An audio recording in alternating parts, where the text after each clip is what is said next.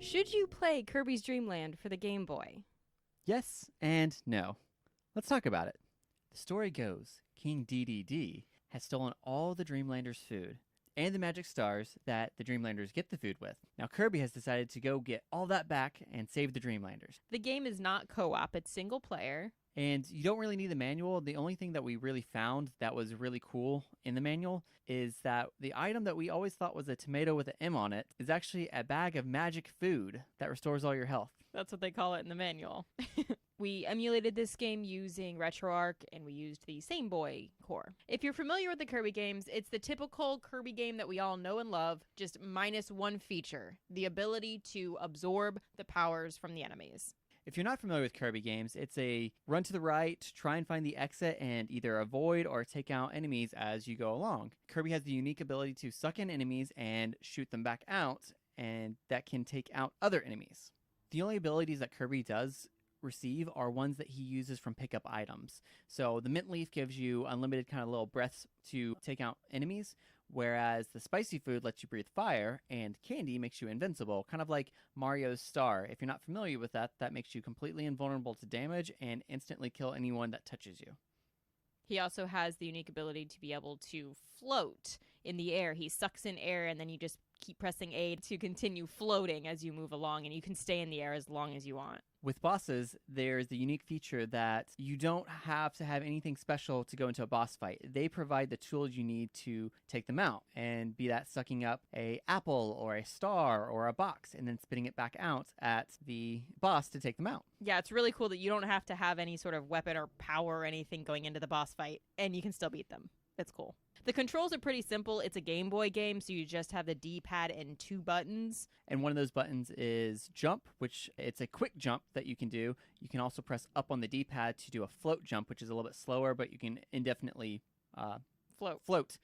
And then the last button allows you to suck and blow enemies. Suck in enemies and shoot them out as weapons. The controls do feel a little bit sluggish when you're trying to do the quick turnaround actions. For example, when you suck up an enemy and try to turn around and spit him back out at another enemy, it feels like there's a bit of a delay. Yeah, or even just sucking in one enemy and blowing it out and then trying to suck in another enemy really quickly. It's just a little delayed. However, the suck in has a really big radius that you can suck in stuff from a really far away or above your head. Like, it looks like it's a pretty big box that can be sucked in. It has a big suck radius. Has a big suck radius. This game sucks. It's really fun that this game is a quick and easy playthrough. And you can really choose how you play. Your playstyle is dependent on really how you like. Do you want to be methodical, taking all the enemies out, or going slowly? Or do you want to try and speedrun it and try and get to the exit as soon as possible? There's no time limit for the levels, so that doesn't even play into it. It's nice not to have the pressure, but you can go fast if you want to. And if you want to take the time to explore every part of the level, you can. Because there are some hidden features and invisible doorways and things that you can find. So sometimes you might want to play the game super slowly, going through and checking every part of the level. And there's no time limit that stops you from doing that. And once you beat the game, you unlock a bonus game, which is basically just a hard mode. And if you beat that again, you unlock the configuration menu, which you can kind of change some of the lives and health for Kirby.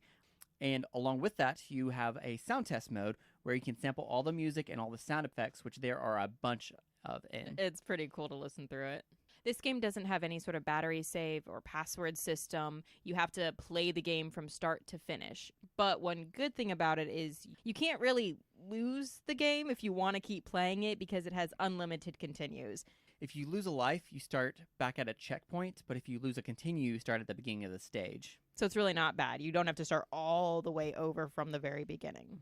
The length of the playthrough really depends on how good you are. Or how fast you're trying to go through the game. For example, I enjoy speedrunning the game, so I can complete it in about 20 minutes. Whereas I am not quite as good, and it takes me a little bit longer to go through it. And I also don't always speedrun all of it. Sometimes I like to go look at different areas and suck up all the enemies or do different ways of doing it. So maybe more like 30, 35 minutes. Oh, but that is with rewind. We do enjoy using the rewind function. Life's too short to not use rewind. Agreed. Now, we think the replay value is there because it is a fun game. There is a score that you could compare your old score to your new score if you like getting those numbers higher, because I think every time that you kill an enemy, that's when you increase your score. Yeah, you kill an enemy, you increase their score. If you actually take out a box, that actually is like 10 points. So it's like there's little things that you can add up. I honestly Don't pay attention to to the score. I just really enjoy playing this game. I've played it like 3 or 4 times. You played it more than in the that. past week. Yeah, sure. In the past week, yeah. It's just a fun little playthrough, and you can always play through it first, going slow and methodical, and then once you get the hang of it, then go through and try to do a speed run of it. That can be really fun too. Once you memorize the patterns that the bosses use. The graphics and sound I would best describe as whimsical. It's really enjoyable to both see and listen to it, and it feels like Dreamland is captured very well. Yes. Since this is a Game Boy game, originally you would be seeing it in varying shades of green, but since we're using the emulator, we chose to do it in black and white. We thought that looked nice. Should you play this game? Yes. If you don't mind that you can't absorb the enemy's powers. Also, if you're looking for a simpler platformer, which you just feel like blitzing through or having fun with, this is also a great starter game to get people into platformers. So I would recommend this for kids who are trying it out for the first time, or if you have a spouse who isn't familiar with platformers, this might be a great game, or just someone who just wants to play it and have a fun, simple platformer that you can beat in one sitting.